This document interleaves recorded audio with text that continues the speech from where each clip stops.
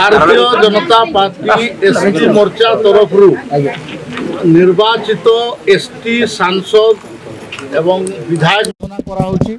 आमर माननीय मुख्यमंत्री भी ट्राइबल कम्युनिटी हितबारु आम डबल उत्साहित अच्छु। आउ धन्यवाद देउछु केंद्र नेतृत्व को जे आमको एठी काम करिवार सुजोग दैछंती।